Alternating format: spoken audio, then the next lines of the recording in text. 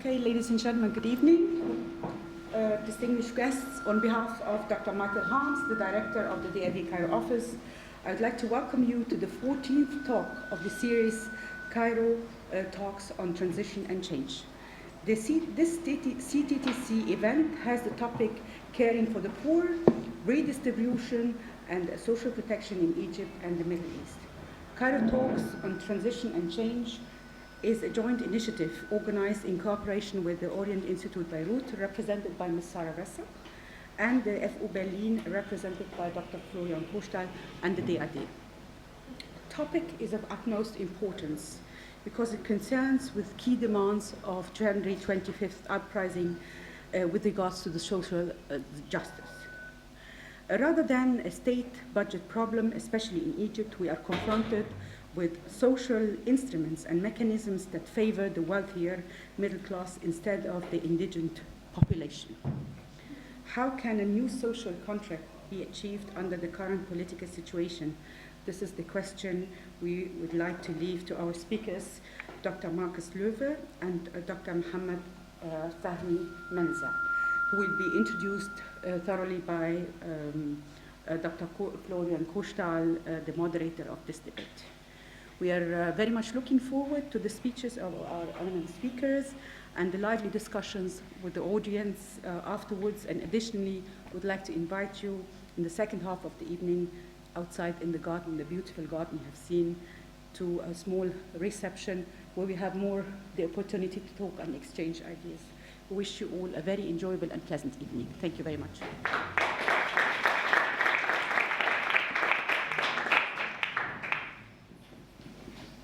Hello.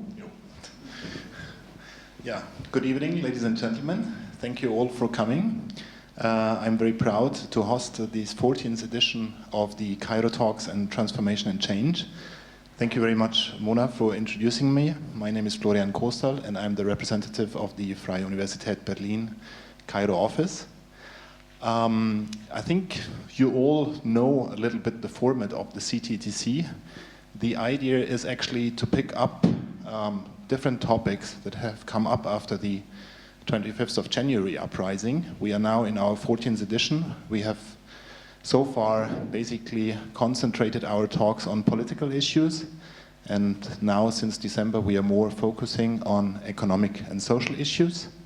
And the idea of this format is to have two speakers, two scholars actually, one from an Egyptian institution, Mohamed Fahmy Menza today, and one from a German institution, Dr. Markus Loewe tonight, who address this topic from two different angles.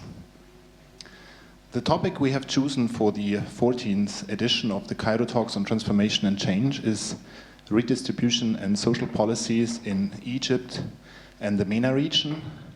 And I can tell you that our title, Caring for the Poor, has already sort of provoked a certain debate. I received some controversial feedback. People were asking me, for example, why social policies should be only dedicated to the poor. Shouldn't it be to the society as a whole? People were also reacting and telling me that, are there really social policies in Egypt? Is there something like a welfare state we can discuss about? And of course, a third question that is rather crucial is, what are the capacities, or what is the leverage of the current Egyptian government to respond to the social demands and to the demand of social justice that has come up, or was one of the major reivindications of the revolution? I don't want to dwell more on this. I would like to present you our two distinguished speakers. On my right-hand side, from you on the left, is Dr. Markus Loewe from the German Institute for Development, the DIE, which is the major think tank on development policies in Germany. The institute is based in Bonn, and apart from really fundamental studies on development policies in Germany and in developing countries, they also focus on specific training measures. They have, for example, a postgraduate program to train future people who are engaged in development policy. They also have a program to train policymakers from developing countries, as far as I know, but probably, Markus, you will say us a little bit more about that.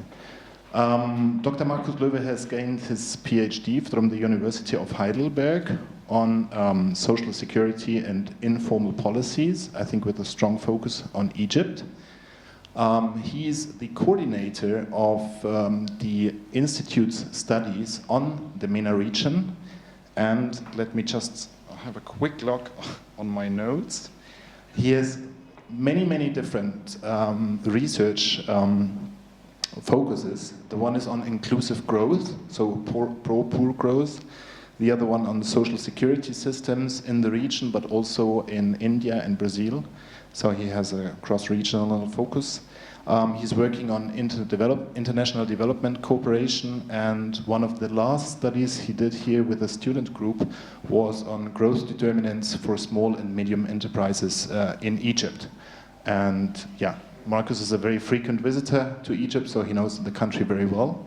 And I look forward to your presentation in a few minutes. On my left-hand side, from here to the right, is Dr. Mohamed Fahmy Menza. He's a visiting assistant professor at the American University in Cairo, and he has gained his PhD from the University of Exeter on patronage politics in Egypt. The book, entitled Patronage Politics in Egypt, the NDP and the Muslim Brotherhood, was published by Routledge. Dr. Mohamed Fahmy Menza teaches currently at the AUC and Amit East on Global South Dialogue, and his research focuses on state-society relations, informal and patronage politics, and the political economy of development. And Dr. Mohamed Fahmy Menza is also a member of the Politburo of the Masr al-Hurriya party, so one of the social liberal parties, but probably you will also say a few words on that. Both of you, thank you very much for coming, and I would suggest that Dr. Markus Loewe is going to start. He is actually giving us a regional overview on social policies in the MENA. Okay, Markus.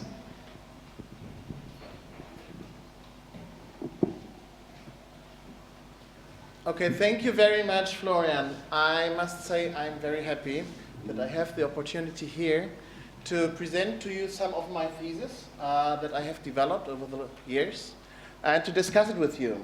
It's a rare opportunity that researchers who spend most of their time in Europe have to discuss whether things are seen in a similar way, and I'm very much looking forward to the discussion. As Florian said, I'm from the German Development Institute in Bonn. The German Development Institute is a non-university research institute financed directly, mainly by the German federal government. We have three tasks: research and development issues, all kinds of economic, social, environmental, political, and also institutional. Then we provide policy advice to the German government, to German implementing agencies of development cooperation, but also to European institutions and international institutions. And as Florian said, we have two courses. One is for Europeans who want to start a career in development cooperation. The other is the so-called Managing Global Governance program. That is a program, a dialogue program, which brings together people from different parts of the world with a goal so that they understand the positions that people have in other countries, so that they can better understand why the government somewhere there in China or Brazil or South Africa acts in that way, and can better deal perhaps in the future once they have reached a certain position with these decisions, and can better understand and better react to these discussions. So it's a program which is meant to contribute to mutual understanding. I think that's enough for now. I go into my presentation. Okay. So I asked the question. I did my very first piece at DAE on social protection in Egypt. That was my very first thing that I did when I started in '99, and for quite some time I didn't do anything on social protection again. Only in the very last days of the Mubarak regime, I have come back to my original topic, and I found, wow, what I've published in '99, I could publish it again.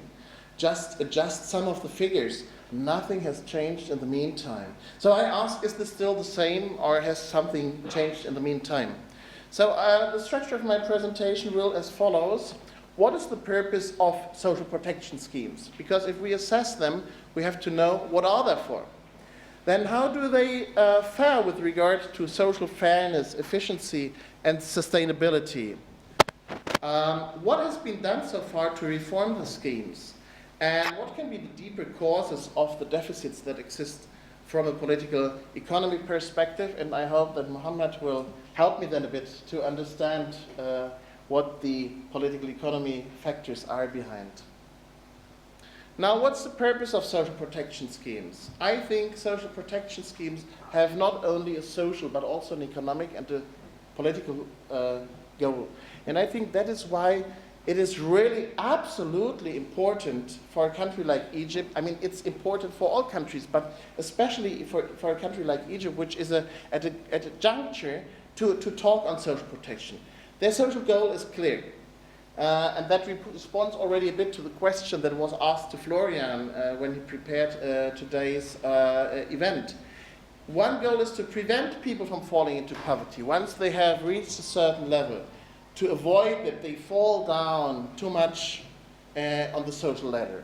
Another is to support people who have already fallen into poverty. And the third is to help people escape from poverty. But there is also an economic goal. Now imagine a person who has no social protection. He would, if he has any savings, he or she would put it somewhere in the pillar where the savings are secure and liquid. So he or she wouldn't invest it. But so there's no possibility to free these persons from poverty. But once these people have at least some basic social protection against illness, against old age, they might consider to take some new risks, to invest a bit of the money into the education of themselves or their children, or into small new machinery, and thereby try to free themselves from poverty. So social protection is a contribution to investment, especially where we want to have investment, and to growth, especially where we want to have it, among the poor, those in the informal sector. And this is, of course, a third goal, a political goal. People who feel that the state cares for them are much more ready to also care about society, to feel as a member of a group, so it strengthens social cohesion, it stabilizes society and the political system.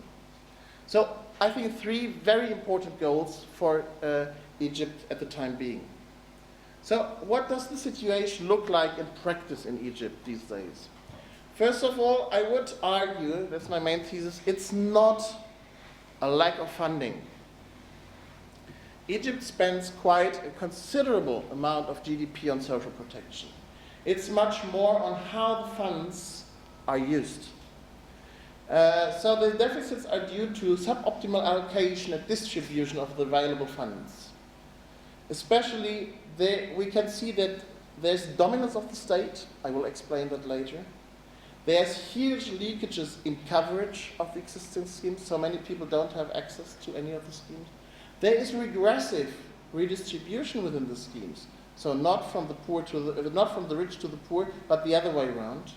There's shortfalls in terms of efficiency, and there's a lack of sustainability in the schemes. And I will go through these 5 points.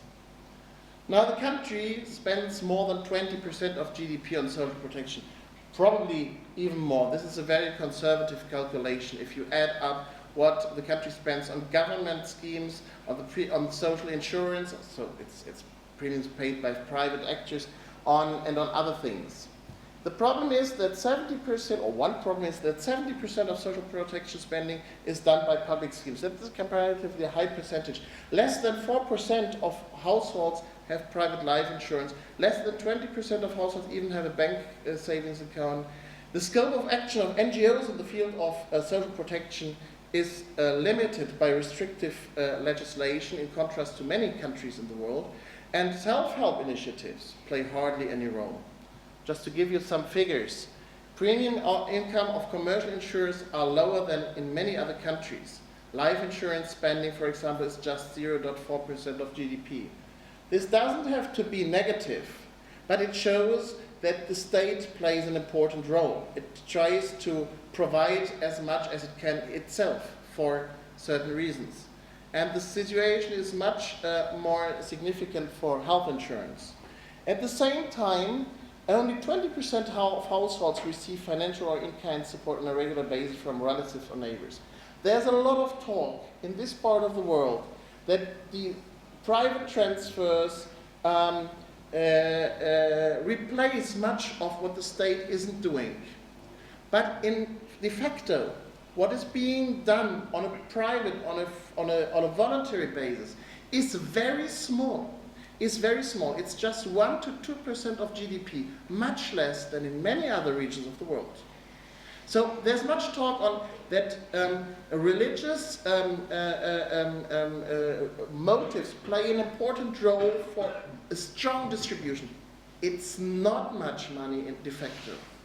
The difference is the funds that are being redistributed privately or through religious organizations are spent in a very efficient way. That's the difference. That's why they are very effective. But the total volume is small compared to what the state redistributes. Then this shows that there's a huge gap in coverage. This is the population pyramid in a stylized form. So you have a few rich on the top, many poor at the bottom, and then you have the line distinguishing between the formal and the informal sector. Why is it shaped like that? It's shaped like that because all of the poor are in the informal sector, but not all people in the informal sector are poor. There are quite some affluent people in the informal sector. Now, who is covered by the existing schemes? There is a small group of people who have private health or life insurance. Then we have non-contributory schemes for the armed forces and top-level bureaucrats. That's about up to 8% of the population. Then we have contributory schemes, that's social pension, social health insurance, covering about 50% of the population. And then we have some people who are covered by social assistance. It's 5% of the population, but we do not know for sure are all of them really poor, or is there an error of inclusion in this. So what we see is that there is a gap between these schemes. Considerable group of people who are not covered by any scheme.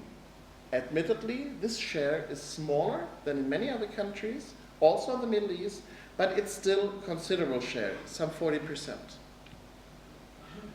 The third deficit is that there is unequitable distribution of funds between social groups. And one of the reasons is that most of the schemes that we have in Egypt and also in other MENA countries are fragmented. So here, just to give one example, there is a pension scheme for the armed forces and higher rank state employees. There's a pension scheme for employees with unlimited contracts in the private and the public sector. There's one scheme for the self-employed, and there's one scheme for all others. And the one on the left are much more generous than those on the right. The same applies for health insurance, but there's a plan to merge at least the health systems of these three groups. We can go into the details later in the discussion. The problem is that the funds are not evenly distributed among the schemes. So this chart shows how funds in the health system are distributed. And as you can see, almost half of the funds go to the private health system. However, only a small group of the population, some 5% or so, can really regularly use the private health system. So only 5% of people have regular access to it. While everybody has access to the public health system, but only a small share of the funds within the health system go to the public system. The bulk of funds is spent on schemes that hardly benefit the poor. So you see here, this is a chart on what the government spends on different social protection schemes. So you see the green is pension schemes, the light green is the health system, then you have the orange cash for work programs, then the red is social assistance, and the blue are subsidies. So all in all, that looks good. It's more than 13% of GDP, but only those in the middle are characterized by, sorry, that's a mistake, by progressive redistribution. The rest of the schemes, the subsidies and the pension schemes, redistribute regressively. Not from the rich to the poor, but the other way around. This is an example. Here you see how the funds, how energy and food subsidies, who benefits from them. So, and you see at the lower bar, more than 50% of what the government spends on energy subsidies goes to the richest quintile of the population. So it's taxpayers' money, it's money that has been collected through taxes that is channeled to the richest quintile of the population. Who pays the taxes? I mean, if we had a system where the rich pay the taxes, it wouldn't be that much of a problem. But de facto, the bulk of funding of the system is through indirect taxes, consumption taxes. Consumption taxes are paid by everybody. Everybody bears the burden of taxes on consumption items, the rich and the poor. So it's the poor who pay taxes and the rich benefit. And even the direct taxes in Egypt are very much borne by lower income groups of the population. So even the direct taxes are not as much progressive as they are in many other countries. The same happens within the pension systems and within the health systems. Now, I don't have data on the exact situation in Egypt, so that's why I display my calculations that I did on the effects of the Jordanian pension and health systems in the early 2000s. I will then say some words on Egypt. So in Jordan you also have schemes for the armed forces, then schemes for civil servants, then schemes for formal sector employees and schemes for informal sector employees. I just want to focus on the red bars. So you see the armed forces in Jordan benefit very much from non-contributory pension schemes, which are very generous. They are funded by tax income, so the people in the armed forces in Jordan don't have to pay contributions, but they still get a very generous pension. That's why these bars are so large. Then civil servants, the same. This is a bit different in Egypt. And then you have the red bar down there among the formal sector employees. In Jordan, this is due to the fact that there's a minimum pension regulation. Now everybody would say, a minimum pension regulation, that's good, no? That's for the poor, no? So, because it's a subsidy to the poor people. No, it's not a subsidy to the poor people. It's a subsidy to the poorest within the scheme. The poorest within the scheme benefit from it. But who bears the burden? Once again, the entire society. So once again, this is a redistribution from the poor who are not in the system to the poorest within the system. From the lower income groups to the middle income groups. Now in Egypt, there is not such a strong minimum pension regulation so far, but there is a minimum pension regulation in the draft law that has been issued in 2010 and which has been put on ice after that. In addition, there's a number of clauses in the laws which provide for a similar redistribution towards the poorest within the system. The same applies to the social assistance programs, and I've just heard that in the meantime there's 3 more programs existing. So the social assistance programs have very small budgets. They have different eligibility criteria, they have different kinds of transfers, there's leakages between the programs, and there's duplication of administrative and targeting efforts, so they have a very limited contribution to fighting poverty in Egypt. But there's additional deficits in transfer efficiency, apart from the segmentation of schemes. There's high administration costs. For example, when I did my research in 2010, when I started working on social protection in Egypt again, I heard that one of the social assistance programs, that 80% of the total spending is just on administrative costs. Then there's high spending in the public work schemes on administration, planning and material, rather than on the wages to be paid out.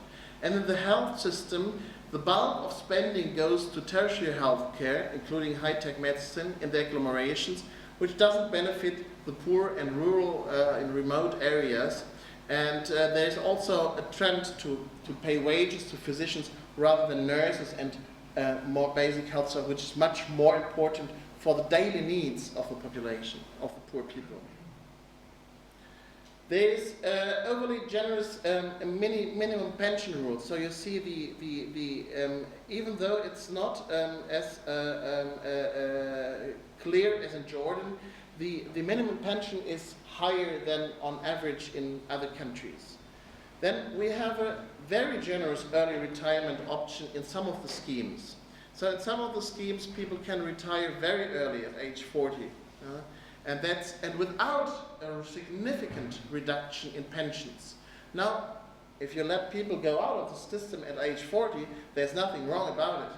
But you have to reduce their pension accordingly, because they have paid in only a number of years, and they will receive a pension for many, many, many, many years. So if you pay them the same pension as to all others, this has the following effect. This is the internal rate of return of schemes under different assumptions, and you see the later you retire, the lower is the rate of return. So if you retire at age 45, you have at least an internal rate of return of 4%, but if you retire at normal retirement age, it's already much lower.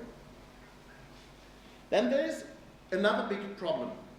The Egyptian pension schemes have been started as a partially funded scheme. That means part of what you pay in is stored somewhere within the scheme to be paid out later. That's in contrast to the continental European schemes, which are entirely pay-as-you-go schemes.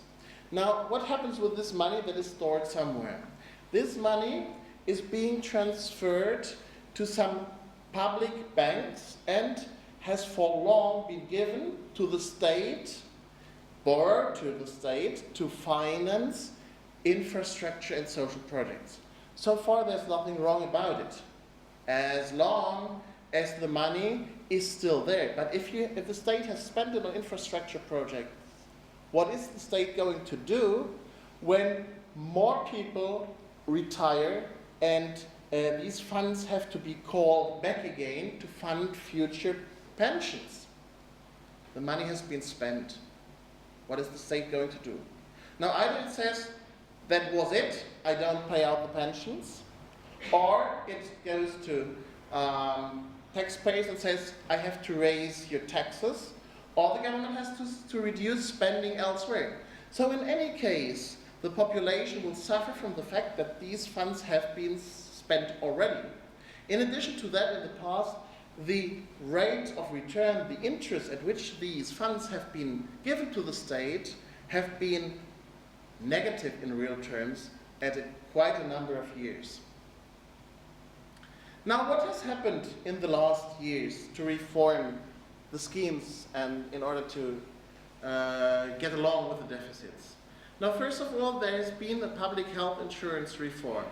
Additional groups of the population have been included into the National Health Insurance Organization, students, people at old age, family, etc. That's a good step forward because the coverage rate has risen. In addition to that, there was a merger of health systems of the National Health Insurance Organization and the Ministry of Health. The decision has been taken. I'm not yet aware to what degree this has been implemented. Probably some of you know better. At least this is a step forward because before a minority of the population has benefited from the fact that the state has given subsidies to their special system, which was again a redistribution from the entire population to just a segment of the population. If now these systems are merged, the entire population will benefit from both systems. What has happened in the field of pensions? There is this law that I've already mentioned from 2010, which calls for replacement of the existing pay-as-you-go or partially funded to an entirely funded system with notional accounts. It includes also a number of parametric changes, such as reduction of early retirement provision and so on. Much of these, I go into these later. But the law has been put on ice since 2010. It has not been implemented. What has happened in the field of the rationalization of consumer subsidies? Back in the 1990s, I guess, there was a better targeting of food subsidies through self-targeting. Then there was a reduction of food subsidies, but a limited one, but no significant step to reduce this huge burden of energy subsidies, which is the most problematic in terms of regressive redistribution. What has happened in the field of social transfer schemes? There was a plan in the end of 2012, beginning of 2013, to establish a comprehensive conditional cash transfer scheme in Egypt. And this plan pops up every now and then, but it has not been implemented. It would have been the plan to really provide a unified cash transfer scheme targeting to the poor, but it has been put on ice. What do I think about the new law, the law that has passed Parliament in June 2010?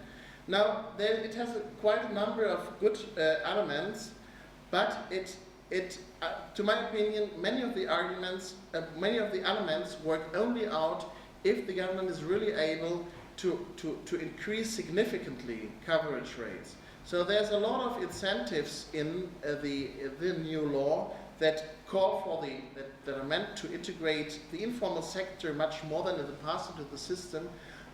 At the same time, there is once again a subsidization of the poorest within the system, and I mean this is a good plan if it works out.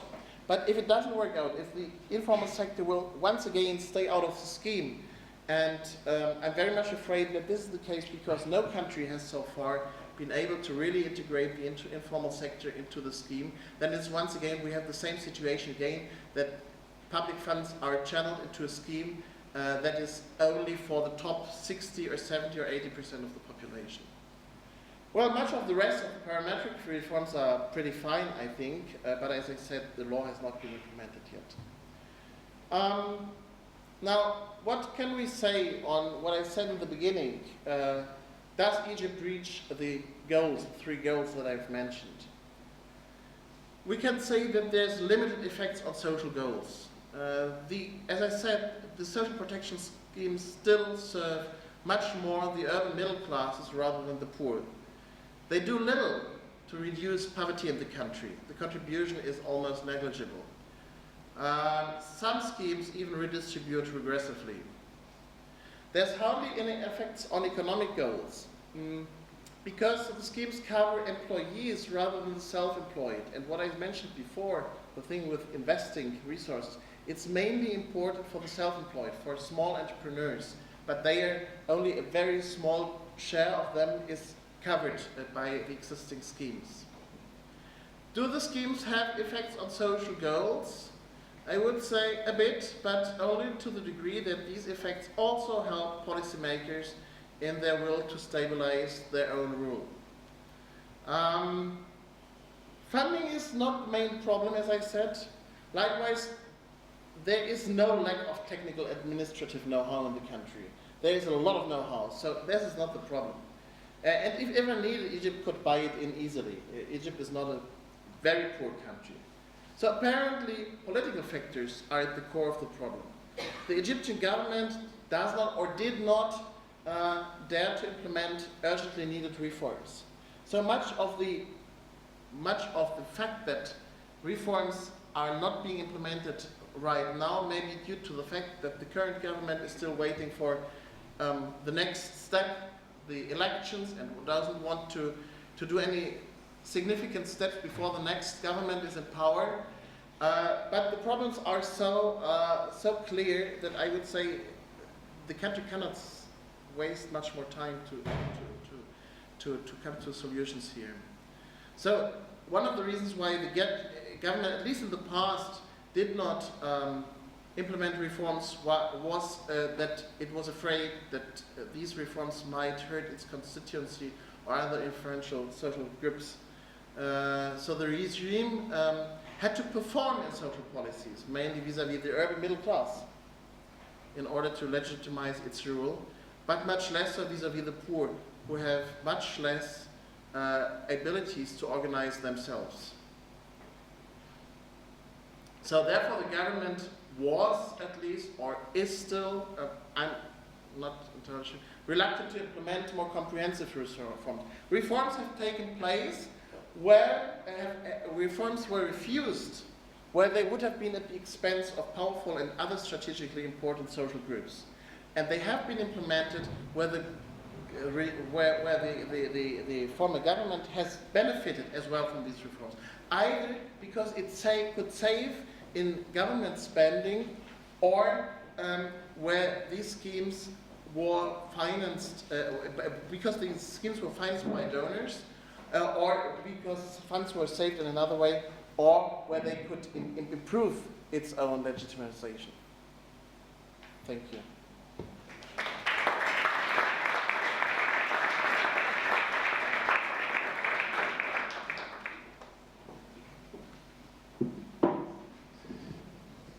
Thank you, Markus. I walked away just that people can better see the slides, actually. I hope you didn't feel too lonely. But thank you very much for a very interesting talk. I'm not going to resume it in any way because I think it was really very dense. You focused on the one hand on this gap between the formal and the informal sector. You very well explained us also the different effects of different social services, and you gave also at the end a brief overview on the political rationale of these kind of reforms, or rather why there hasn't been any reform. Thank you very much. I think in the question round we will go back to your charts and figures. What's very interesting for me is that I think what you explained us is something which we barely are discussing here within the public debate. For me, this is relatively new. I don't know, probably there are among you some specialists, but I think that these kind of policies are very much overlooked usually in the public debate. I'm now going to turn to Mohamed Fahmy Menza, who is the specialist on political development, development policies and the political economy of development, and he will tell us even more about this political rationale behind these policies. Mohamed.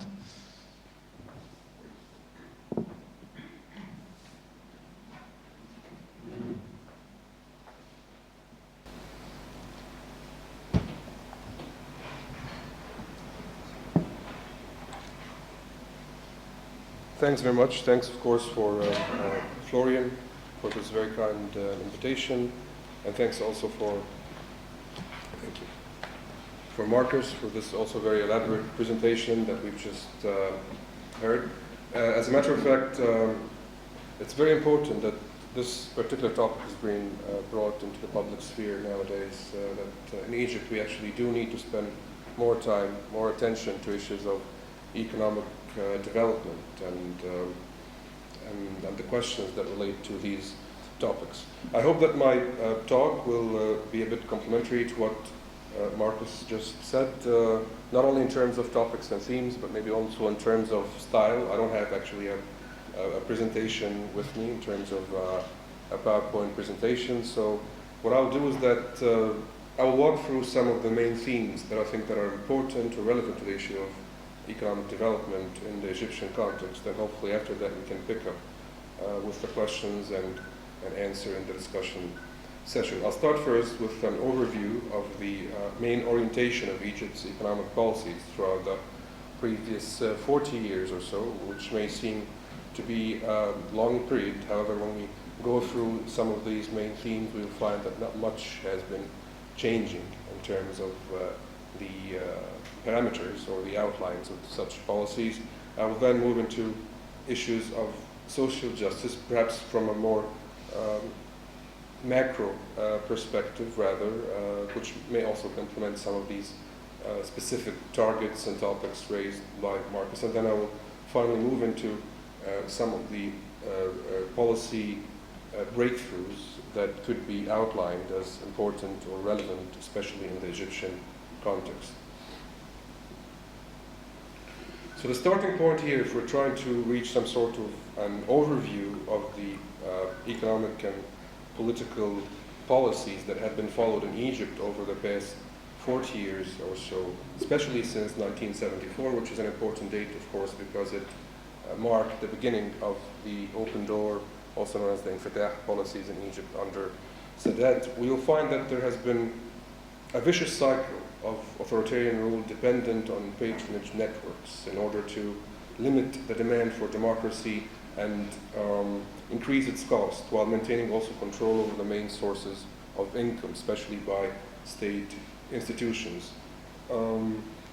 It seemed that this cycle could have been broken, or there was a golden opportunity for it to be broken with the beginning of the quote-unquote Arab Spring, or the wave of transformations that have been witnessed in the Arab world since 2011, in Egypt and of course elsewhere in the Arab world.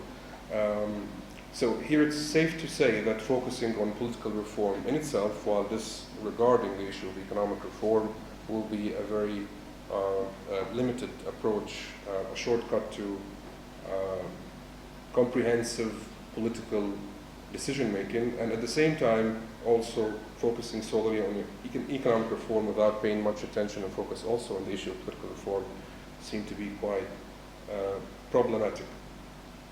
Especially throughout the past decade, we can say that the neoliberal policies that have been adopted by the regime were destructive to the socio-economic fabric of the Egyptian polity and of Egypt as a whole. As a result, of course, the data is there. Absolute poverty has increased, income gaps increased as well, expanded, and worsening statuses of education and health were a reality. Some of the main macroeconomic features in Egypt tell us that public debt has been increasing around between 90 and 110% of the overall state budget.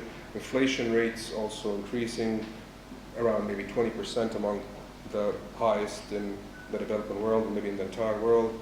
Foreign capital flight from the Cairo stock market has been also increasing. This has been stabilized periodically, maybe after the recent changes in the political regime, but still very unstable in this regard. Unemployment is also gradually increasingly a problem. Official figures tell us that it's about 15%, but of course the real figures are much more than that. Interest, of course, is also increasing incrementally, meaning that economic activity is very much stagnant, and foreign reserves have been dropping. Of course, it's been propped up recently again by the support from the Gulf countries, but this still remains to be a problem that needs comprehensive and sustainable measures to be resolved. And of course, economic failure makes an unneeded, almost unconditional loan from the World Bank and the IMF, which has been debated in the public sphere for a very long time now, maybe not needed again because of the financial support from the Gulf countries, but it is expected, given the vague policies of the state currently, is expected that perhaps this kind of, again, approach will happen or will reappear in the public sphere. Now, in terms of development economics, and we need to ask ourselves, to what extent actually did the Egyptian state, throughout these previous years, acknowledge the importance of development economics? To what extent was development placed on the set of priorities of the Egyptian state? And if we try to answer that question, we'll find that the intention or the willingness and the ability of the capacity in general of the Egyptian state to do so has been quite limited.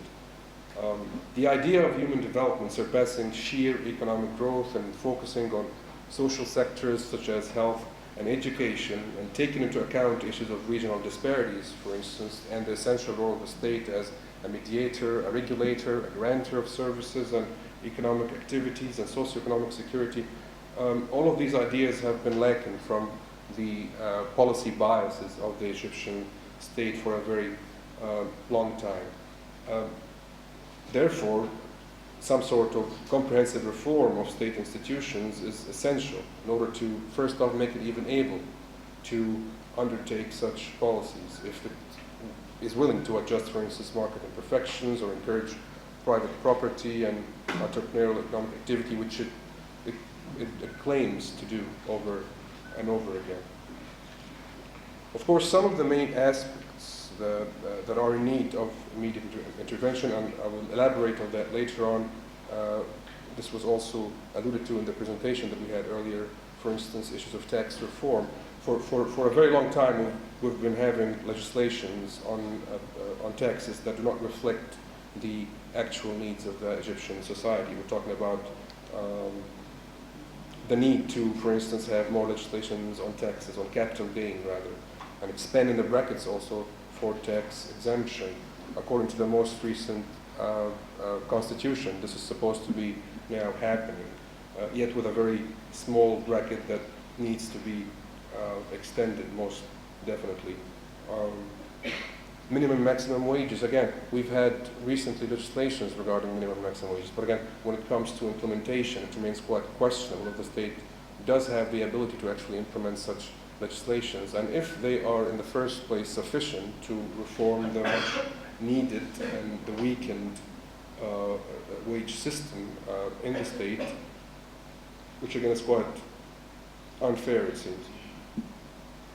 On the issue of subsidies also, reformulation is definitely also needed in order to ensure that that such subsidies reach their needed beneficiaries. In terms of short-run reforms that include an eradication of subsidies on high-octane gas, this is also in the making right now, but again remains quite questionable if this is sufficient. If the target here would be the individual beneficiaries, or should it also extend to, for instance, the main consumers of energy?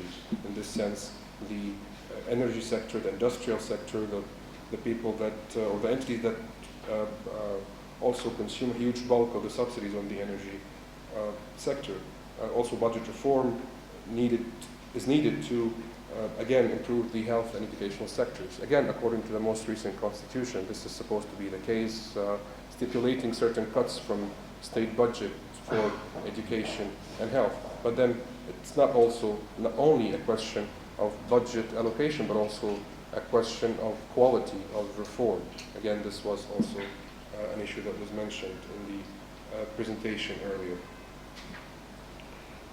Now, in terms of the agenda of the government for social justice, it remains to be quite questionable, really, if this kind of realization is there in the first place within the ranks of the Egyptian state. If we put in mind, for instance, that the social dimension is closely linked to the quality of state policies, we have to outline that the socioeconomic and political spheres show us that the kind of the social contract upon which the legitimacy of the Egyptian state has been based ever since the social welfare state in the post-1952 period has been eroding. We're talking about a period for more than 20 years of these policies from 1952 until 1974, in which there seemed to be this kind of trade-off between economic and social rights in return for political rights. And the main idea of the state, it seemed at the time, was through this trade-off, the citizens of the society does not have to demand political participation, issues of political freedom and voice, accountability, participation, and so forth, in return for receiving economic and social rights. Now, after 1974, this kind of social contract was obviously broken. The state, first off, embarked upon policies that clearly showed or clearly targeted socioeconomic classes and sectors of the Egyptian society that were not able to do without the kind of social and economic protection that they have been receiving prior from the Egyptian state. At the same time, the state continued to expect the same level of legitimacy. And so it was no surprise that after a long or 3 decades or so, this social contract was not in place anymore. It could not be sustainable anymore because the state could not first off provide the citizens or the society with the amount of social and economic benefits that it has for a limited period of time, and at the same time expected from the society to be responsive to its calls for legitimacy and for stability.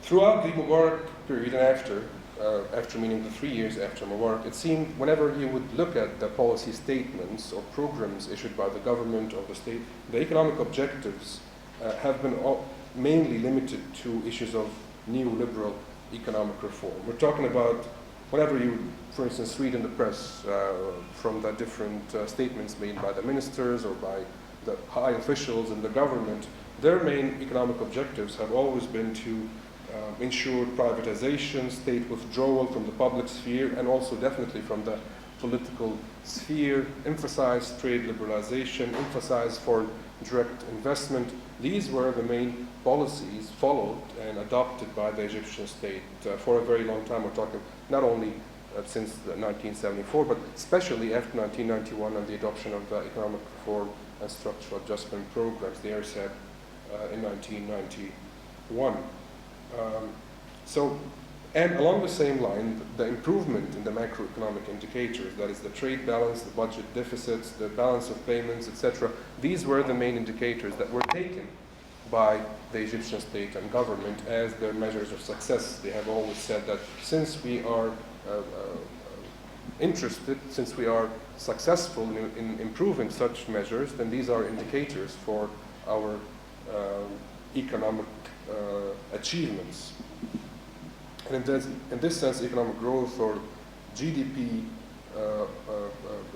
growth were mostly, regardless of the quality or the income distribution, again, were also utilized whenever you would, again, hear or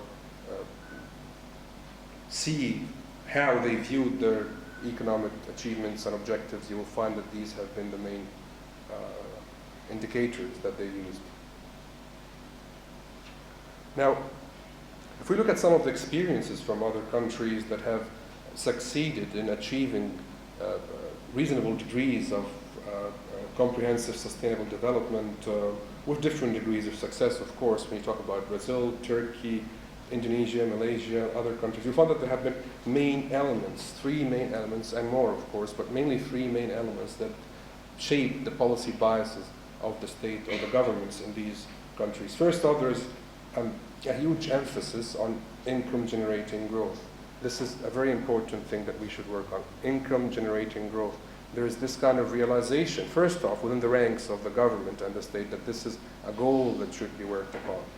From a central viewpoint, from a government nationwide viewpoint, and accordingly then the economic policies and the actual steps taken by the government will have to be shaped by this kind of bias. The second thing is investment in social sectors. We're talking about education and health. To what extent does, again, the Egyptian state realize, acknowledge, and accordingly work on the investment in such sectors? To what extent, in the first place, do the policies of the Egyptian state show that there is this kind of bias in the first place, or that there is this kind of realization that what's being spent on education and health is not actually a matter of loss or a cost, but rather as a matter of an investment in a developmental project that should yield results on the medium and on the long term. And the third, maybe also aspect that is directed to direct economic activities is productivity and industrial development. So it's really very short-sighted to speak of an economic developmental process that does not include a huge emphasis or focus on increasing value-added productivity and developing an industrial scheme that provides for the society also. So as we said earlier, there is now more than ever a huge need really for this kind of state or policy bias, this sense of priorities of developmental targets to be put in place by the government and of course the different ministries working within this government. In this regard, for instance, something like investment could be perceived as a favorable step with regard to economic development. But then the question becomes, what is the quality of this particular investment? Is it about FDI, which was again taken, which was actually again under, for instance, Mubarak's regime, especially throughout the last 4 or 5 years under Mahmoud Mohiddin's ministry, was actually targeting very high rates. And for a while, FDI, when you look at the rates of Egypt, you'll find that the country has achieved reasonable degrees of FDI. But again, very little was asked about the quality of this particular FDI. In what direction exactly did the FDI go? In what sectors? What kind of employment opportunities did it guarantee? What is the level, for instance, of investment in issues of productivity, industrial development, value-added technology? All of these questions were very rarely asked. And again, the government merely worked on or was interested in that particular figure, in the figure of FDI itself. This is, of course, just an example, and the same definitely goes for the biases that we mentioned earlier. When we talk about social welfare, for the most part, the state has viewed, again, since 1974 and onwards, that this is an area, and again, in line with the neoliberal bias, it's an area that the civil society organizations should play more of a role in. NGOs should come in and provide for social welfare services. And this is, even if we say that there is a good reason or a good argument for that kind of orientation, it is quite problematic when you look at the composition and the formulation of the Egyptian civil society. To what extent is Egypt's civil society and so-called NGOs, to what extent are they actually capable of playing such a role? And again, the question goes back to the map or the scheme of their role.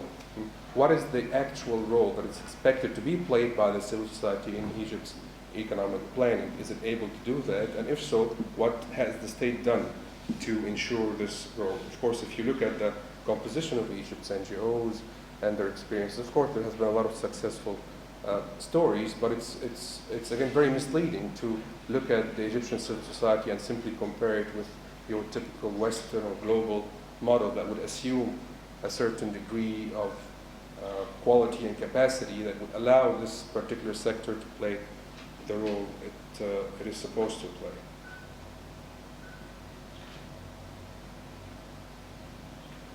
Now, some sectoral examples here, and let's take, for instance, education. When you talk about educational reform in a country like Egypt, you will find that there are needs right now, as we speak, that have to be focused upon, again, as a state priority for reforming the educational process. One of them, for instance, is the issue of restructuring the educational system in Egypt.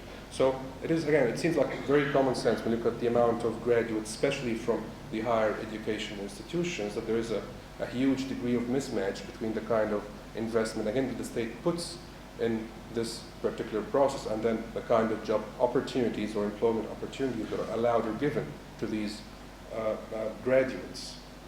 Of course, the issue of the quality of education. To what extent is this quality, again, guaranteed or even maintained by the state? And of course, issues of subsidies, for instance, in the higher educational sector. These are all very important questions to be asked. And again, it's not just about preserving or keeping a certain amount of investment in the educational process. This in itself, of course, is an important starting point. But again, it is always about the issues of quality. I mean, what is the quality of this kind of allocation? How can we guarantee that this particular allocation will go in the right direction? Again, some of the questions that are very rarely asked. When we talk about health, also, the quality of health services are quite questionable in this sense. We have to put in mind that, for instance, for a very long time, health services in Egypt have not been based on issues of human solidarity.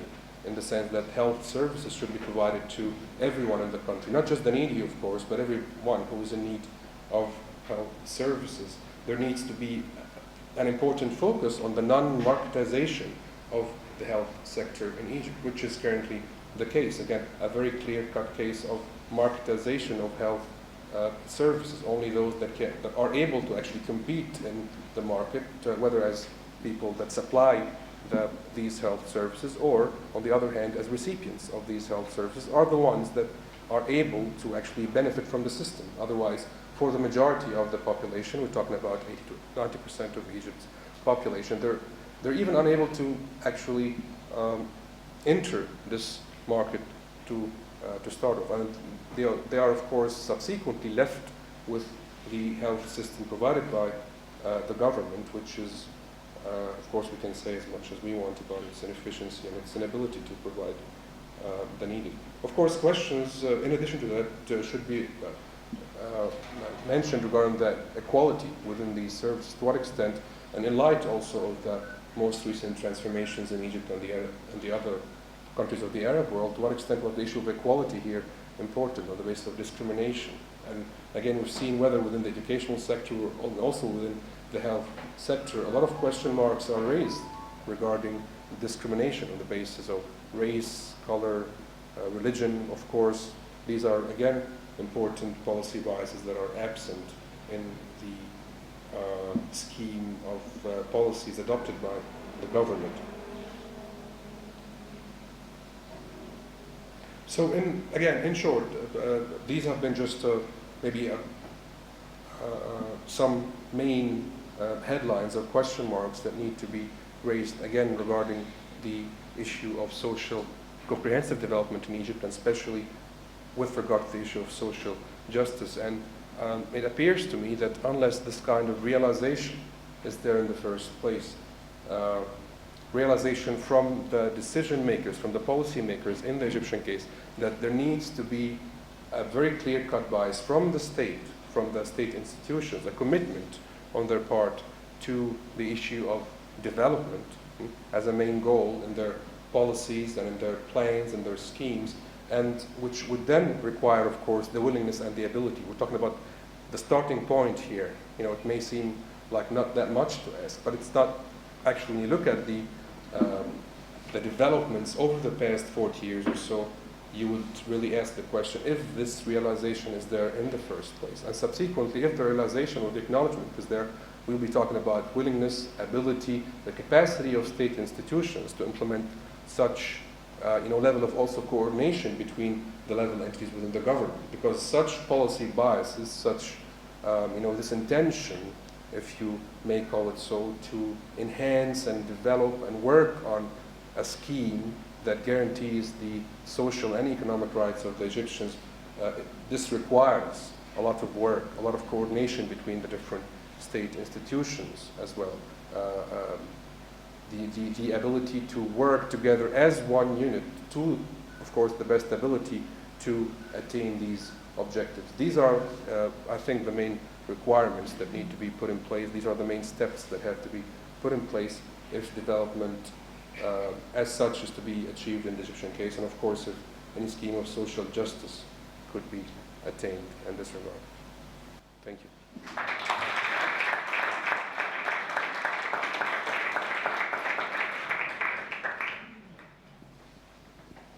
Thank you, Mohamed, for a very interesting talk as well. You focused a little bit more on the development of the economic policies and spending in social sectors such as education and health, and you put sort of as the benchmark in comparison with other countries the priority for sustainable development. Now, when we talk about this realization that you often mention, that the government has to realize, I mean, one point I think where both of your presentations join is that you agree actually on the fact that spending in the social security system or spending in specific sectors is a growth stimulator. So the economic rationality behind it is very clear. And the failure also has to do with the lack of development or economic development. But if we speak now about the realization that this kind of policies can stimulate growth, yeah, then I think one of the questions that really is rising up is sort of, hasn't this, I mean, at least the message of the Arab Spring, how you called it, been clear enough as a message? And why haven't policymakers realized it so far? Or is it just that now there are political priorities and the social and economic priorities are not there yet? So this would be sort of my question to you, Mohamed. And to Markus, I mean, I think when we talk again about the political rationality behind these policies, for me it is not clear why such a huge amount of people are sort of left completely outside of this social security systems.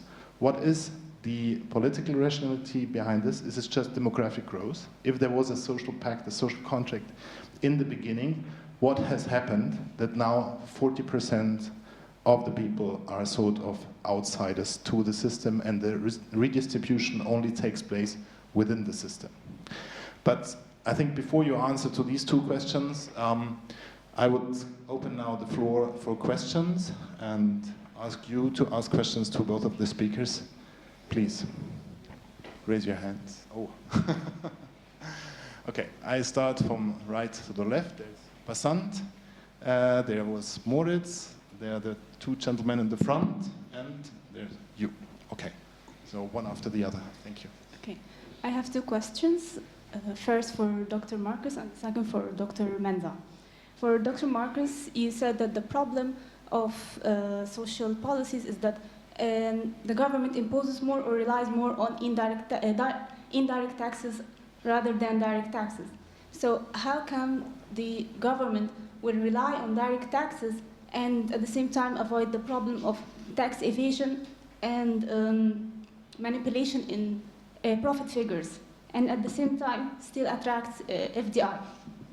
The other question for Dr. Menza is that regarding minimum wages, setting a minimum wage, you know that setting a minimum wage is conditional upon certain elements. So do you think that the current economic situation in Egypt can handle setting a minimum wage policy? Okay, thank you. Thank you, Basant. Can I just ask you to identify yourself shortly? Okay, Moritz, and then to... Yes, hi, I'm Moritz Mihacz. I'm surprised that the critique you got about the title was about the word poor and not about the word caring, which seems a very like paternalistic 1960s development aid discourse. But I have a question for Dr. Menza. Maybe it's a bit unfair, but you also have a political background, so I would like, to hear kind of what your expectation is if the next president, and I assume it would be Sisi, is going to do anything about all these points you listed, which a government should address. Thank you so much. I'm Yasser Al-Fakhrani, a journalist. To Dr. Menza, my question is, do you think that we can achieve sustainable development at the time that we allocate the highest amount of the budget to the energy subsidy, and we don't have a healthcare scheme, or we don't consider education as a national project or something like that? Do you think we can achieve it? Thank you. I can ask about, my name is Mohamed Fahmy. I can ask about the inclusive business. How can we help to have more inclusive business in Egypt to help the poor to be in the value chain?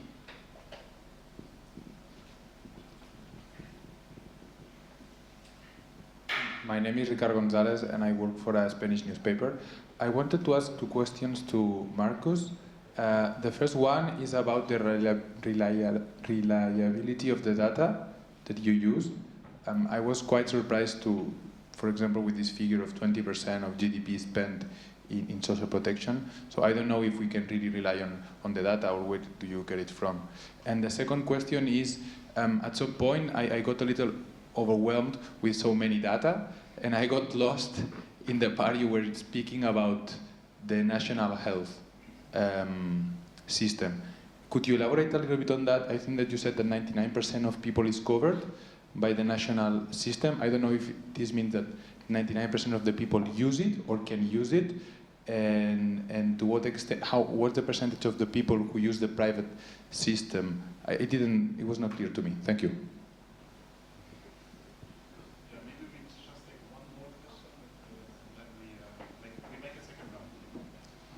Good evening, my name is Irene Weipert-Fenner from the University of Marburg, and I have a question, well, I think more to Dr. Menza, but it connects both lectures because as we learned from Markus, there wasn't much change on social protection schemes. And of course, you're an expert on patronage networks. So my question is, the schemes didn't change, but the landscape changed, the conditions changed. We had inflation, price increases, and we had this wave of public protests in the 2000s, which were, of course, an effect of the erosion of the socio-economic pact.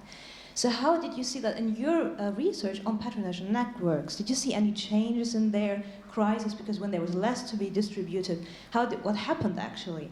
And how did this affect, or how were these networks affected by 2011? And how have they developed since then? Thank you very much for this first round of questions. I would suggest that Mohamed is going to start this time. If you agree. Thanks. What a set of questions. Okay, I'll do my best to respond to these questions to the best of my ability, really, here, because some of them do require a lot of, I think, elaboration, maybe future discussions and specific sessions, actually. But the first one regarding minimum wage, well, of course, the process of setting a particular minimum wage is a technical process, and it should involve the different sectors of the economy, counting or taking into consideration, of course, issues of inflation, issues of purchasing power parity, and a lot of factors that have to be put in place. But I think there is a need, if we, again, look at the structure of the Egyptian labor market and the wage levels in general, wage sector reform is definitely needed, because it does not reflect to any extent the ability of the people within the system to actually maintain it. You know, otherwise you would have still more not evasion, but maybe movement towards the informal sector, and also again very short-sighted of the state to view this only as a problem, as we were saying earlier, unless you have this kind of bias that improving the social conditions of the people within the society is actually an investment rather than a liability. You know, you'll just keep on saying that this is too costly to do for now, and then the effect or the impact of that will be quite harmful for social stability and for the well-being of the lesser social and economic classes. The second question regarding the political expectation, well, I think a very interesting article that was written today, we were just talking about that earlier with Markus and Florian before the session. If you know Nader Ferjani, one of the, I think, very important development economists and researchers, today wrote an article in Al-Ahram, and he was commenting on some of the statements that were made in the most recent speech by Field Marshal Sisi, which he perceived as a rendition of the old rhetoric used by the state and the government, that Egypt has many problems, and that population density is one of these problems, and that the people are actually a burden on Egypt's economy, and that the poor classes in Egypt will have to bear the responsibility, and perhaps we have to sacrifice a couple of generations for development to take place. And he said very clearly, and I think in a very well argued piece, that this just reflects again the old system of thinking regarding development in Egypt in general, or development per se. And it again makes you wonder if and maybe this is what Florian was saying earlier regarding the realization, sometimes very sensible, what seems to be very common sense, very logical for people in these positions in the decision-making circles to realize, just seems to be absent. It's again from the experiences of all the developing countries in the world, especially in the Arab world and in Egypt. It's really a shortcut to thinking to set aside economic factors and perceive the economy of the country or development in the country in this particular light. Instead you would have to put in mind that population is actually an asset that could be used in the developmental process. That no matter what you pay in terms of social and economic development is actually an investment rather than a cost on your part. So again, it seems like very common sense for people that have experienced what's happening in this part of the world and other developing parts of the world. But so far, the indicators tell us that it is lacking. Whether this is happening on intention or because of bad management or the lack of information, this is yet to be seen. But at least so far, from the very limited indicators that we have seen so far, there doesn't seem to be a lot of change in this particular aspect. There was a question regarding sustainable development, education and health, if I remember correctly. Yes. Yes.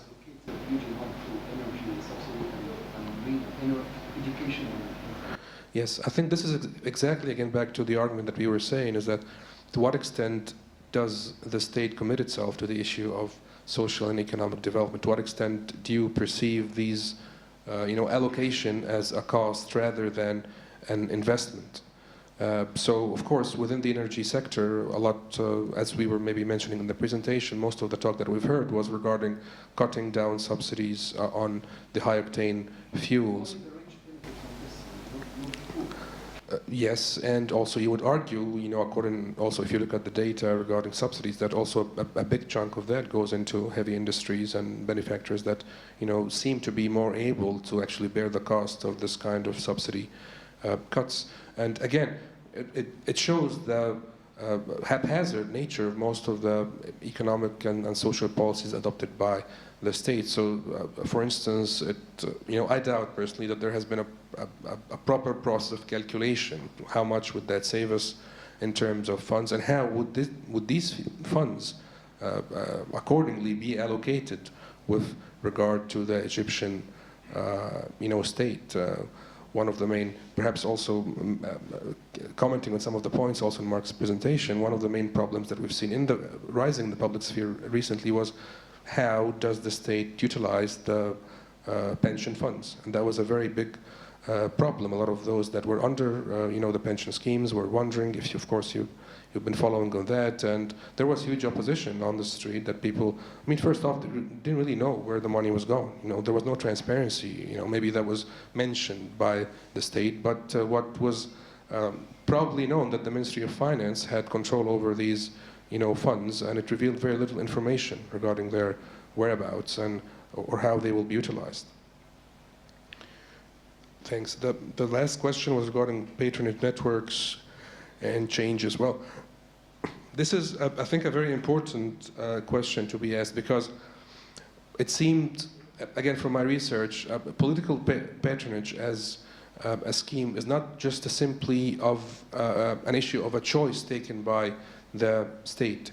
It seemed like there is this, very complicated set of relationships, state-society relations that have developed over a very long time. And under various regimes, the idea was to create alliances with certain social and economic segments within the society, and this will be sufficient to guarantee the consolidation of the political sphere. This happened under Nasser, and the main benefactors in this regard were the state employees and the middle class. It happened under Sadat, and the main people that benefited were the merchants and the entrepreneurial class that appeared after. And under Mubarak, it was, of course, the businessmen and other cliques of beneficiaries. And within these different networks, you will find that under them, small sets or smaller sets of networks and beneficiaries. It's not still clear after 2011 what's going to happen to this scheme. We've had very different, very versatile political orientations over the past 3 years or so. Stability has not been really achieved, but I think what's important to try and work on is this kind of realization that these policies again are not sustainable to maintain your political rule. And again, if you resort to the same policies again, you would be threatening the prospects of any kind of stability that may emerge for the political system that will appear afterwards. Thanks. Thank you, Mohamed.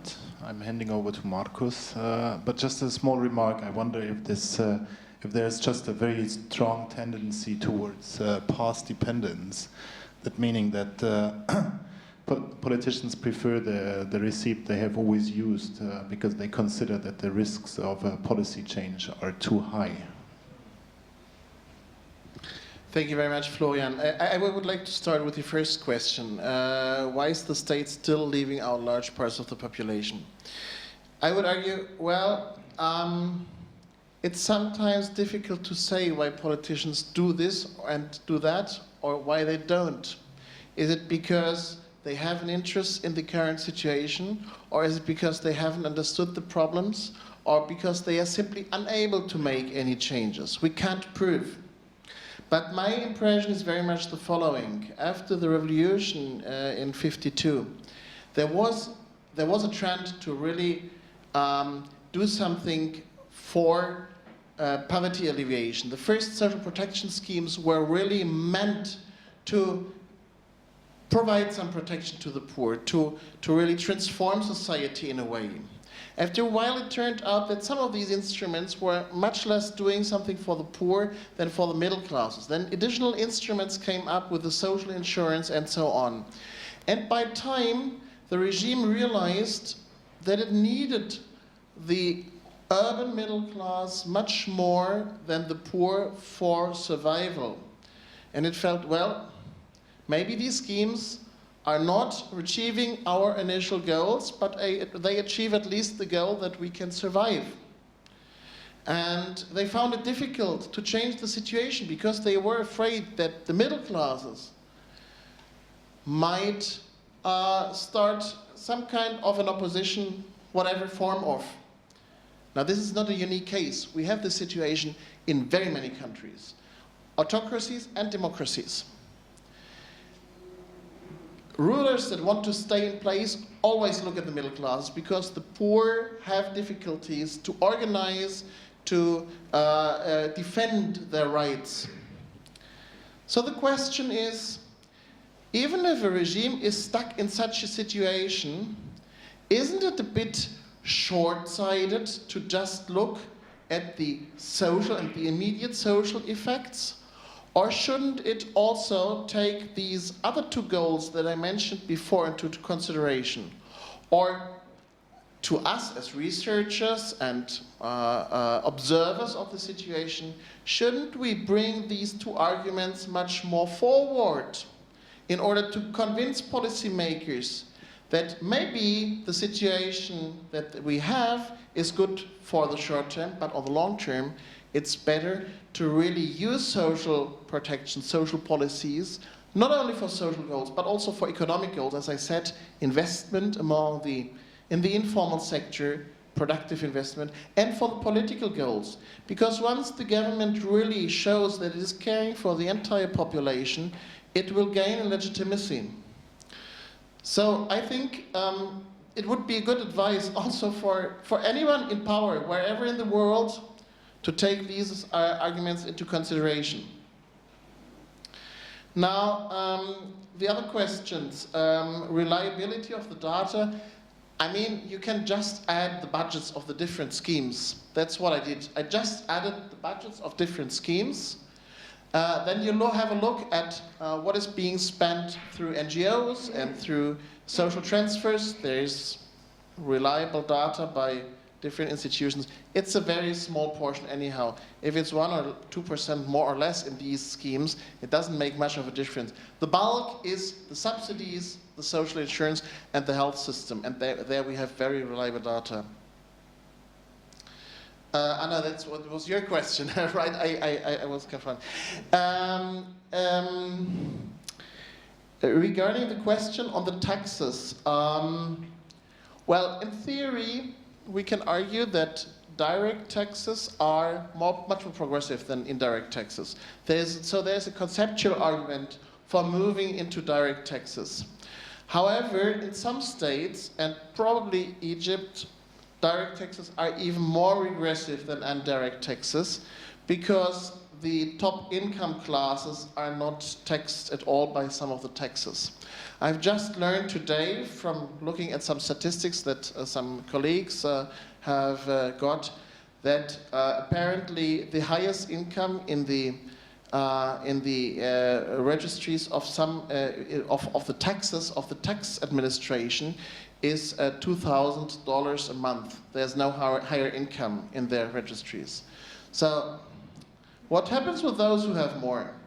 Are they totally out? Or is it really the highest income that exists in Egypt? So the status that we have in the tax system is extremely regressive.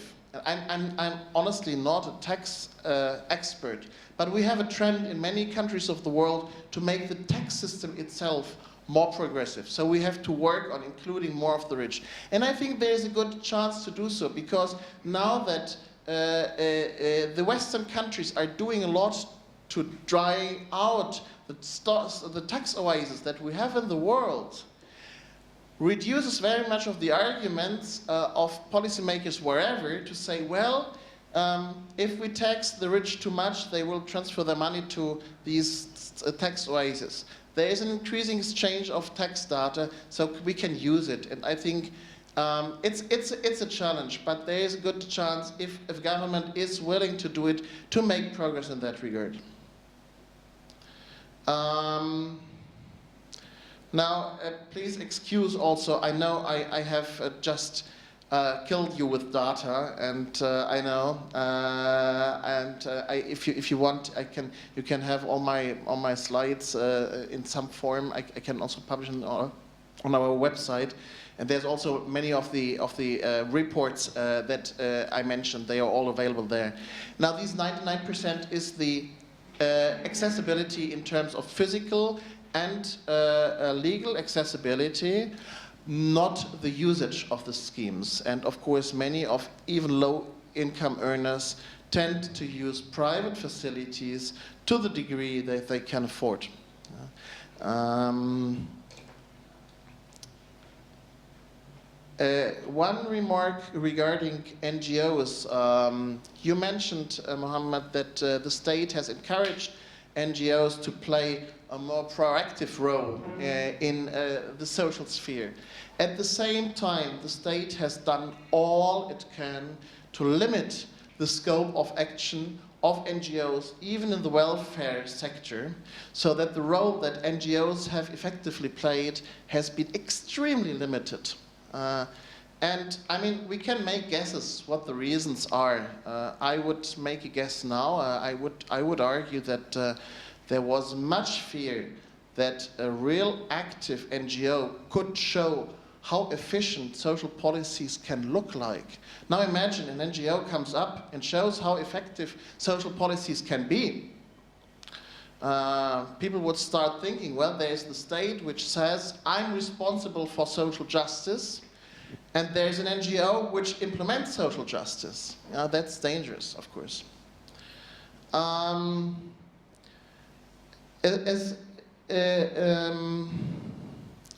Then, regarding the minimum wage, I'm not really entirely with you, Mohamed, regarding the minimum wage. I think a minimum wage looks good at first glance, but I'm very much afraid that the minimum wage bears also considerable threats. This minimum wage is implemented, of course, only in the formal sector, but we have a huge informal sector where many rules are not abided to anyhow. So if the formal sector raises its wages, it will be even less attractive to create employment in the formal sector. So there will be a trend that even more jobs will be informalized. I think we have to think the other way around. We must not look for an increase in wages for an existing employment, but we must look for the creation of more productive jobs which also can be paid better. And that links to your question, how can we make sure that there is more productive jobs? Because we have this mass of micro and small enterprises, and we have few more productive companies. And how can we make sure that these micro and small ones become more productive? And that was your question. And well, the study that Florian mentioned earlier that we conducted 2 years ago is exactly asking this question. And well, I think there is a good potential. I just summarize, it's education, quality education, also quality education for entrepreneurs, it's training of workers, it's access to finance, but not only the provision of finance, but also the understanding of entrepreneurs how to get the kind of finance they need and they want. So it's financial literacy, and it's the rule of law. So many enterprises told us, well, it's not the costs of doing business. It's not how much I have to pay for registering my company. It's not so much how much I can even afford the bribes that I have to pay. It's not the time that I have to wait. But I want to know if after 1 or 2 years I will succeed, or there is a high probability that I will not succeed. So that's the 4 factors. Sorry. Thank you. Markus, I think some very strong messages. I don't know, would you like to reply, or shall we take another round of questions? Yeah? Good. Thanks. Well, first on the point of NGOs, and I think it's important to bring that, of course, into the discussion. We have to be, I think, more categorical in our understanding of the definition of NGOs in the Egyptian context. Because when we use the term NGOs, the first thing that comes to mind are these Western-friendly NGOs that apply for funding, from donors and work with the Egyptian government to do development. But when you actually look at the bulk of NGOs in Egypt, or the so-called, again, quote-unquote NGOs, because some of them don't even qualify to the features or the categorical definition of what NGOs are. However, they are classified by the state somehow as non-state organizations, maybe. You will find that the majority of them are not organizations that are capable or even interested in working in the field of development or on such goals and objectives such as social protection and so forth. You'll find that the bulk of them is actually charity-based NGOs, and the bulk of them is faith-based NGOs, Islamist NGOs in particular. And I think this was, again, when you look at the period of the Muslim Brotherhood, and even during the Mubarak period, throughout maybe the last 10 or 20 years, you cannot negate the very strong relationship between the rise of political Islam in Egypt and the rise of the role of such NGOs, providing straightforward, basic services to the people, food and even more elaborate services as such, and which was supposed to substitute the role of the state in providing for such services. When you look at this imbalance in the relationship between the two entities that are neither doing what they're supposed to do, of course, we should have NGOs that do charity if they want, that's all right, if they can do that. But the huge imbalance in their size and their budgets and the role that they have played when compared to these other NGOs that belong to what we may describe as your typical, development-oriented NGO, you'll find that there is a huge imbalance. And the state has turned a blind eye, on most of these entities, and a lot of them were actually, even if they were approved by the state, you will find that their budgets were quite questionable, their sources of funding were not transparent, and then only recently, of course, when the political tension happened between the state and the Islamist current, you started seeing more of an investigation into their activities and structures and so forth. So of course, in addition to that, what we mention as the civil society in Egypt has to be also taken with more scrutiny here, because also the civil society includes a lot of other organizations that may not be actually under this category of NGOs. You have Sufi orders, you have several really groups. So when you look at their size and influence within the Egyptian society, you'll find that it's quite huge. So I think it's important to look at this, at these differences. The second point, also commenting on what Mark said, well, of course, there's a very good argument with regard to linking minimum wage to productivity, but when you have an entire wage system that's quite unfair in terms of its rewards, I mean, to what extent do these actually workers, even if we look at their productivity, receive the wage that they deserve for doing the kind of jobs they do, look in or take into consideration also the other sectors within the formal economy, the other people that receive wage for their work within the economy. There seems to be, I think, also a counter-argument that says, well, no, the wage sector needs to be reformed because, you know, those people are not getting paid for what they do, while others are, you know, getting a lot of money, formally and informally, sanctioned by the government for apparently lesser productive. So this kind of calculation or assessment needs to be done also in terms of the productivity and the value added to the economy,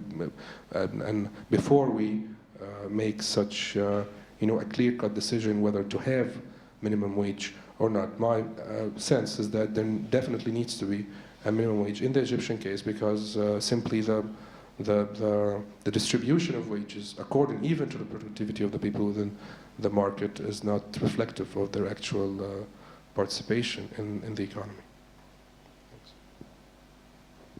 Thank you. We are entering in a round of debate here, I see, which is very interesting, but still I would like to open for another small round of questions before we have to, unfortunately, to conclude. Yeah, there's one question here. There was Dr. Hassem, you, and Sarah Wessel.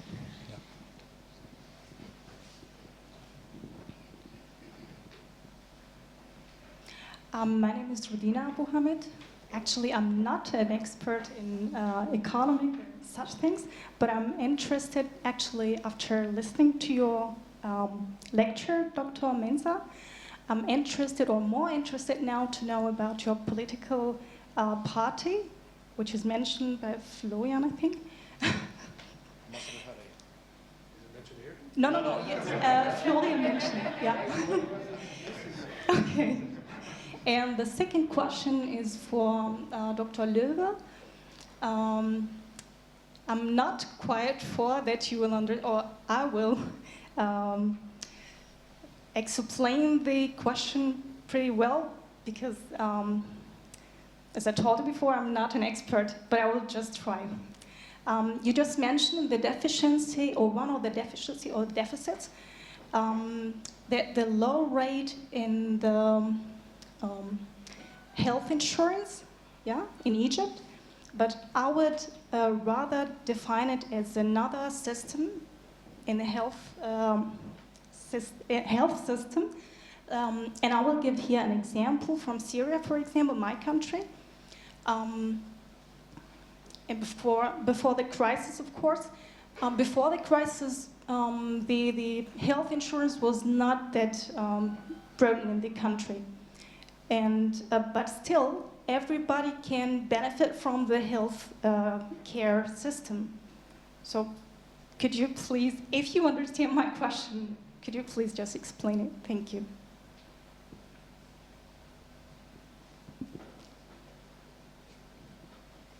My name is Salma Galel. I'm interested in the informal sector because it's actually in all countries, whether developed or developing countries. So the extent of the informal, it's more in developing countries, but it's also in developed countries. So I'm interested how many are in the informal sector, in Germany, for instance. It's for you, the question. And on the other side, the economy, this is for both of you. We are talking, or the new economists are talking about the gap between the poorest and the richest. And the gap, is it what makes inequalities? So they even measured it in health and found that it affects the health if the gap is bigger, something in this direction. And I assume in other things also. But maybe my background is in health, so regarding what you were talking about, so health insurance covers about 50% of the people for the time being. But we have 8 sectors providing health services in Egypt. And as you said before, and you were asked about it, 99, it's accessibility to any health services, even by walking, okay? But in fact, I made a study on what people choose. The governmental health services are not that much used, even from the poor people. So this is really, we have to consider that people know exactly where to find the best services, okay? Even if they are poor.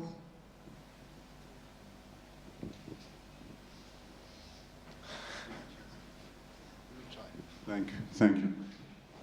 Going back, this is Hazem Abdelatif, Ain Shams University. Going back to the important issue, it's a very important issue, caring for the poor. I think that our efforts as a society and even the efforts of the government should be directed to caring for the poor. The Egyptian poor has suffered a lot, and they suffered a lot for ages. And I think this is a priority over economic development. So the question is now, and it is directed to both Dr. Markus and Dr. Mohamed. What is the definition of the poor?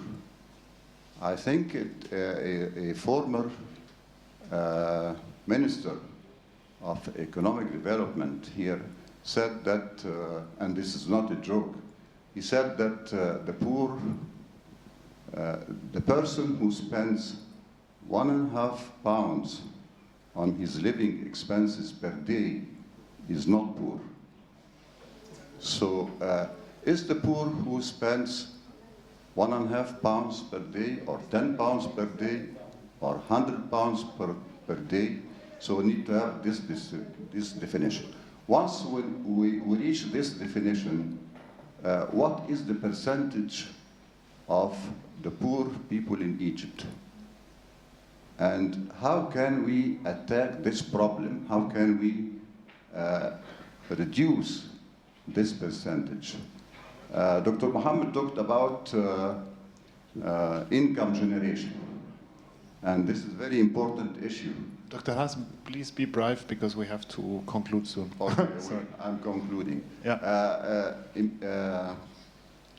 Income generation is very important, is a very important process, but I don't think that it will fight the poverty unless it is coupled with fair distribution of income.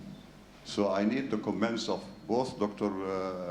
Markus, Dr. Mohamed on that, and even also the comment of Dr. Florian, because I think that he has opinion about that. Thank you.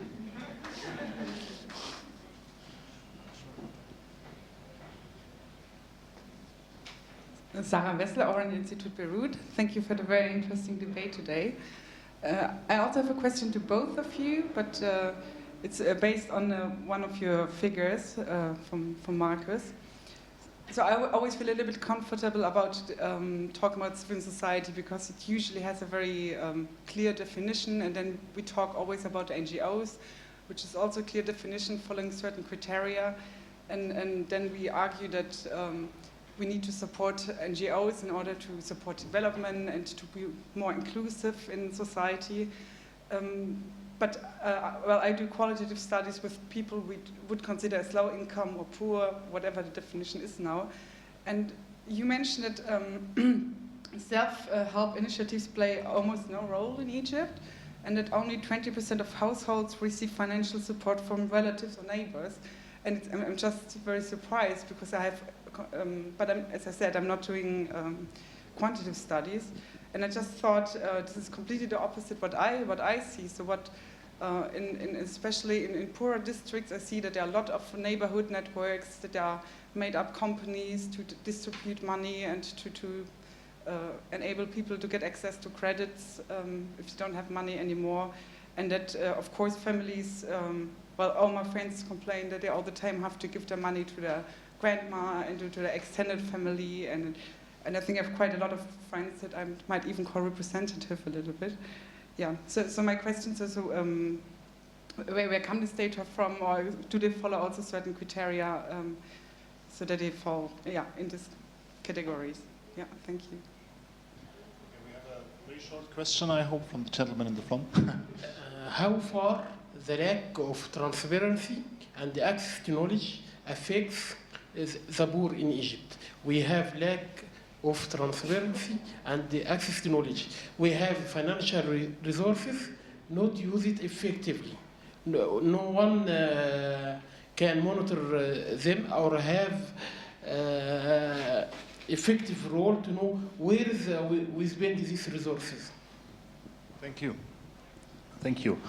Okay, I think that's enough questions for the concluding remarks of both speakers.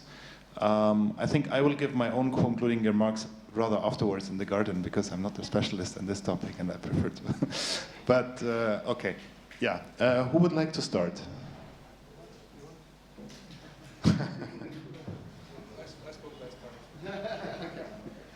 Okay, let's start with the factual questions. First of all, the informal sector in Germany and in Europe. I mean, there's slight differences what the informal economy really is in a country like Germany and in a country like Egypt.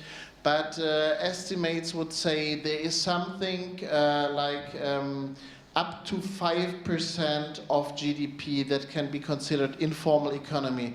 But it's not that these people who are in that informal economy are entirely informal economy. It's what they do in addition to their regular job normally. The figures are much higher in other countries of Europe, of course. Now the definition of the poor, I mean, there's a lot of definitions and there's a lot of poverty lines. And I think we shouldn't care too much on the exact poverty line, because when we talk about social protection, social welfare, we should look for schemes that integrate the entire society, that provide services for all, if they are poor, if they are near poor, or if they are a bit less poor. But we should make sure that the poor have access to it, and that's I think, the main problem. Now, the definition of NGOs, I totally, and civil society, I totally agree. That's a huge field where we could discuss probably hours. If I've used the term NGOs, I meant charitable formalized organizations. In addition to that, we have in social protection what I call self-help initiatives, that semi-formal organizations, people like the Gamayat, the savings clubs that are very common in Egypt, they are an important contribution to social protection to some degree, because they are just savings clubs. They are no insurance clubs. In other parts of the world, we have such clubs which have an insurance component. Like in East Africa, they often have a component they provide a funeral or burial insurance in these parts, or even a bit more. So that's why I said self-help initiatives contribute only to a limited degree to social protection, because there is not this risk management component in these initiatives. Then we have the traditional social solidarity networks that you have mentioned as I agree. I also I was also astonished about these figures that I've presented today. I've also always had the impression that they are much stronger. There is a lot of redistribution and a lot of solidarity, and I think there is a lot of solidarity. Now, how can we know for sure? We can only use the data that we have, and these are the data from the household surveys, and well, what I have displayed is regular support, so some kind of a reliable thing. All the rest may happen or may not happen. Is that social protection? Now, if it's not really reliable, if it's not regular, I would say it helps, but it's not social protection because I cannot rely on it. Yeah? It may come or it may not come. But I admit that the figures that I have may underestimate also a bit the volume. The interesting thing is that household surveys from other parts of the world show much higher figures for that. Gaps between the rich and the poor. Yes, well, the interesting thing is the Gini coefficient, which is a measure for income inequality in the country, has not deteriorated very much in Egypt. I was astonished about that. But there is a simple solution for that. Household surveys, and the Gini is calculated on the basis of household surveys, tend not to cover the richest 2 to 3%. They simply refuse to give answers. And in some countries, they even don't cover the richest 5 to 10%. So the Gini coefficient measures just income inequality of the lower 90% of the population. And within the lower 90% of the population, income inequality hasn't risen.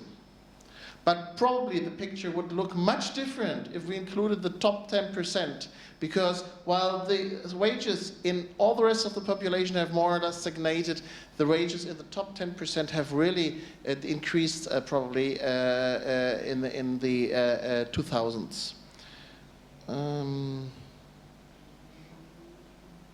Yeah, and the last thing I think I have to show once again, because there's a lot of questions concerning the health system. So I should have spent a bit more time on that slide. Like in many other countries, the Egyptian health system is split into different health systems. So there is one health system. Where is it? Here we are. Can you see it? So it's better like this. So there's different health systems. There's several separate systems for the armed forces, for higher rank state employees. There's hospitals and clinics only for these. It's tax financed. These people don't have to pay any contribution to it and can go to these hospitals. And it's a really high standard health care system for these 8% of the population. Then we have, or we used to have, a separate system which, as you said, enrolls now 50% of the population. That's a more up-to-date figure. It's a separate system which is run by the National Health Insurance Organization, but which is open only for those who contribute to this system and not for the rest of the population. And then there's the public health system for everybody, like the scheme that you know from Syria. This is the remnants of what used to be a rather good health system in the 1970s, but which has been jawed out during the 1980s financially. The funding has gone down, I think, from almost 5% of GDP to a little less than 1%. So it does, legally, everybody has access to that system, but de facto, the physicians don't show up, the pharmaceuticals are missing, hygiene is in poor condition. So very many people try to opt out from that system. And what I mentioned before is there is that plan to merge these two systems so that those who contribute and those who do not contribute can use both the facilities of both systems. And I'm not aware how much this plan has been implemented so far. I think it's a good step, because before the state has channeled a lot of resources into the system which is just for the contributors, but which benefits only half of the population. So this would really enlarge the possibilities of the entire population. Thank you, Markus. Thanks. So, quite quickly again, with regard to these questions. The first, the definition of the poor. Well, The definition of the poor, as adopted by most of the development organizations in the world, is ranging between those that live under $1 to $2 a day. And if you look at Egypt, the rates, according to the most recent figures, range from 25% to maybe less than 50%. But it's quite questionable, again, in the first place, to take that as an indicator of poverty, because, again, under these very, supposedly these figures are counted according to purchasing power parity, and when you apply that in the Egyptian case, you will find that, this is not a very accurate figure. As a matter of fact, when you actually take into consideration the different resources or expenses that the citizens will have to go through, you will find that the rate of poverty, even according to these definitions, is much more than 50% of the overall population. And these figures are important in the sense that they shape the policies that direct the developmental activities, projects, and biases of the governments of the world. I mean, supposedly the UNDP is working with the UN right now to eradicate poverty by, initially it was 2015 and now it's 2020, and the UN and the World Bank, they use these measures to tell us, for instance, that poverty has decreased in sub-Saharan Africa, that we have achieved all of these objectives and goals in these parts of the developing world. What they don't tell us is, how have you actually done that? What is the quality of life in these places? To what extent were other segments within the society harmed because of the policies of these governments? So in the sense, yes, of course, we need to look beyond the figures, but we have to also put in mind that these figures are being constantly utilized by those that shape the development biases or policies of the world.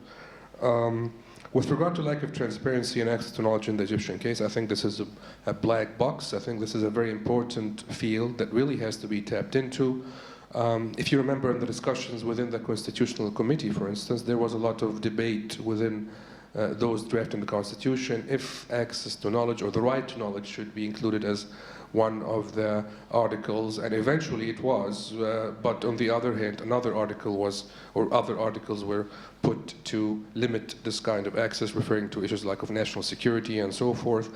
Over the previous period, I think in Egypt, a group of NGOs and research centers have been working actively on the issue of the right to knowledge, and I think they've worked for a while closely with the government to try and reach a legislation that stipulates the right to knowledge as a legal codification. And I think, hopefully, maybe with more societal and political pressure, this can be achieved as a legal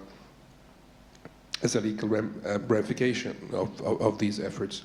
The question about, well, okay, the party that I work with is called Egypt Freedom, or Misl al-Hurriya in Arabic. It's a social liberal party, and it's, relatively speaking, a small party that was established after 2011, mostly from a group of youth, Egyptian youth, that were interested in taking part in the political processes.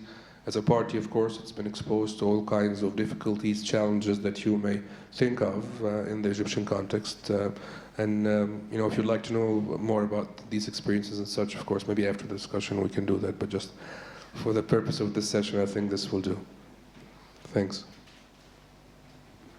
Yeah, thank you very much. We are coming to an end with this talk on social policies. If there's a resume for me, it is that I think during these talks, both of you and also you from the public, you had a lot of ideas how to improve social policies.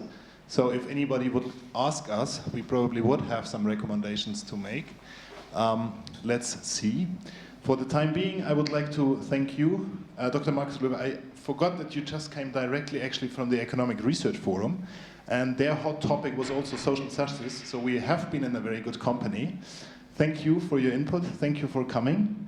Thank you, Mohamed, for coming. Thank you also for your input. I think this was really very complimentary, and we had a very nice talk this night. If you missed anything out, you can follow us now also on our YouTube channel of the DAAD Cairo. We have put the last 2 talks now on YouTube, and this one will follow in a week or so. So if you would like to see it again, please do. And finally, I would like to thank all those who contributed to the organization of this talk. Mona Ayoub, thank you for hosting us, thank you for introducing us. Dr. Sarah Wessel from the Orient-Institut, thank you for your continuous help. Christian Melchert, thank you also for your continuous support. And finally, Ahmed, thank you for the technical support. You are now welcome.